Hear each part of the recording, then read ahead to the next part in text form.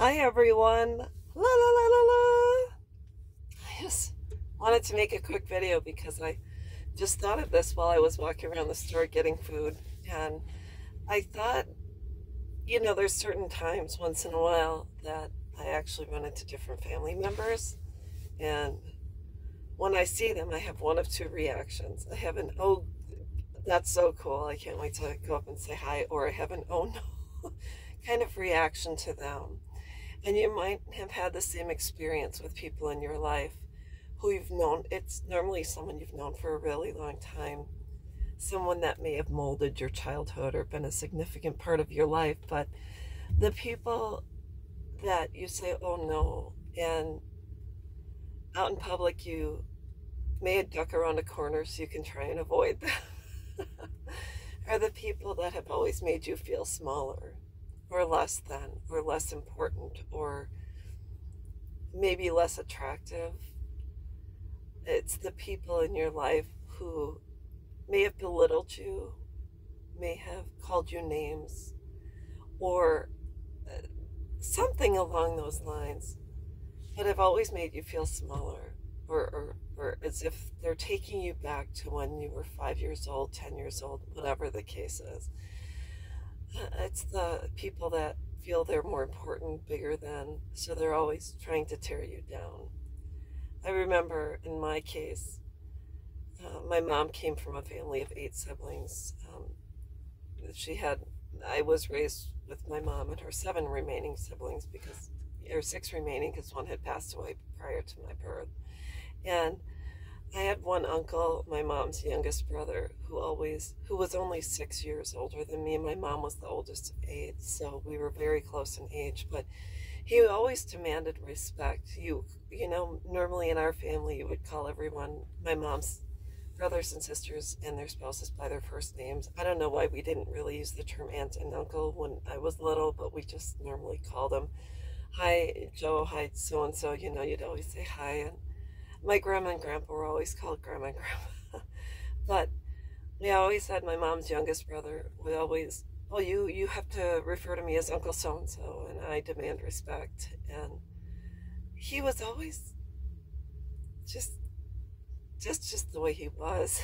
I don't know if it's because he was the youngest and this and that, but he has been very cruel throughout the years. It's almost as if he feeds off of not being a very kind person. I don't even remember him being kind to his own children sometimes. And I called him out on that, and maybe that's why he has a difficult time with me. But there came a point in time when I had liked his wife.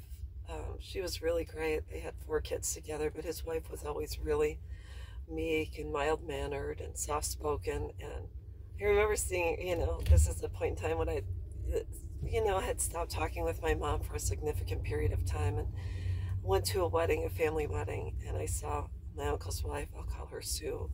And I walked up to her and I'm like, hey, Sue, how's it going? She says, oh, I'm good, but I can't talk to you. I'm not allowed to talk to you. Oh my gosh. So it was that kind of situation. But he's the person. I remember seeing him in Walmart in my area not too long ago, and I said to my husband, I'm really not in the mood. So we kind of walked the other way, and it's sad when you're around someone that has always bullied you or been unkind to you or cruel to you, or it's been it's just unnecessary behavior. So it always brings you back to make you feel small, like as if you're, like I said, you're in kindergarten again. So all I know is that I do avoid these types of people, because if this is the way they've always been, it's the way they're always going to be. And even if you say to this person, when I have been around you, I've always been unkind, and I'm not sure why. And I've never given you a reason to be unkind to me, but I just want to let you know I'm not feeling good about this, and I see that it's not a good situation for us, and it's not something I can solve. I'm not a therapist, but I'm going to choose not to be in this situation. So that's what I have chosen to do. there's certain people you really can't, that will really never apologize, because that is just their true nature of who they are. But you can choose not to be around them. And you should never be around anyone who makes you feel less than or small or unimportant or invaluable. Just not a good place to be, because no matter how much work you've done on yourself, for some odd reason, their sheer presence or mere presence, when it brings you back to a place of you not feeling adequate, that's not a make sure you always have an exit strategy. Sometimes there's been times when I pretended to get a phone call and I say, I have to take this, I gotta go, and kind of excuse myself from the situation. So that's what I wanted to talk about, is people who make you feel smaller.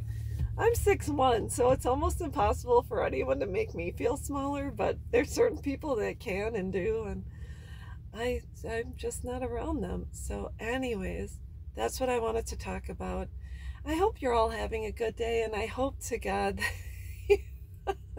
you can avoid those people that make you feel less than, smaller, littler, that bring you back to the time you felt like you were being called into the principal's office for God knows what reason. So avoid those people. You don't have to be around them. I give you permission to excuse yourself from them, and that's about it. I hope you're all having a good day, and we'll talk with you soon.